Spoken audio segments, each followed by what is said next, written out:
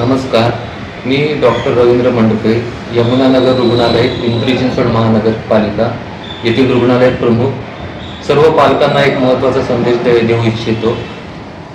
येता रविवार दिनांक 28 जून 2026 हा दिवस राष्ट्रीय लसीकरण दिन असल्याने तो साजरा करण्यासाठी त्या दिवशी पल्स पोलिओ ही मोहीम ठेवलेली आहे. पल्स पोलिओ आपल्यासाठी तसा जुना विषय आहे. आपल्याला माहीत आहे, यापूर्वी पण साधारण 2021 किंवा त्याच्या आधी पल्स पोलिओ हा प्रोग्राम व्हायचा. दर रविवारी, म्हणजे ह्या रविवारी हा प्रोग्राम जो आहे तो रविवारच्या दिवशी असायचा, सकाळी 8 ते 5 रोजी. या दिवशी वेगवेगळ्या ठिकाणी असे बूथ केलेले असायचे आणि त्या बूथवर 0 वर्ष ते 5 वर्ष, थोडक्यात म्हणजे 5 वर्षाखालील मुलांना पालकांनी घेऊन जायचं असतंय आणि तिथं पोलिओचे 2 थेंब पाजायचे असतात. हाच कार्यक्रम 28 जून रोजी घेण्यात येणार आहे.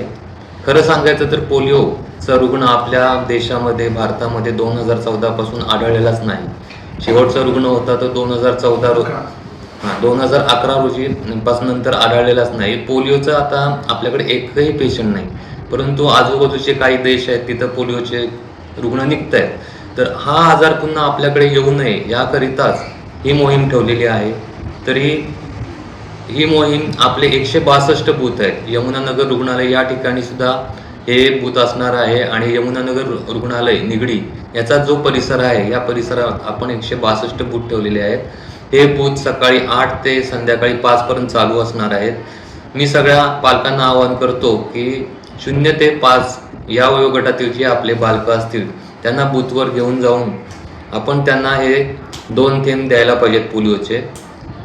पोलिओचा सिग्निफिकन्स असा असतोय की जास्तीत जास्त पोलिओ तसा आपल्या नेहमीच्या लसीकरण मोहिमेमध्ये आहेच, परंतु हा जो स्पेशल पोलिओ दिन असतो, पल्स पोलिओ याला आपण म्हणतो, याचा अर्थ असा असतो की जास्तीत म्हणजे मॅक्झिमम बालकं 100% जेवढी 0 ते 5 वयोगटातील बालकं असतील त्या सगळ्यांचं ह्या दिवशी लसीकरण झालं पाहिजे. एकाच दिवशी सगळ्यांचं लसीकरण झालं याचा अर्थ सगळ्यांना आपण एकाच दिवशी हे लस दिलेली आहे, म्हणजे ती इम्युनिटी एकाच दिवशी सगळ्यांना आपण दिलेली आहे.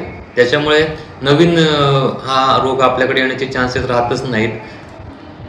तरी चला, म्हणजे सगळ्यांनी मिळून आपण हे कार्य हाती घेऊया आणि आपल्या देशाला आत्तापासून पोलिओपासून आपण लांबच ठेवलेलं आहे.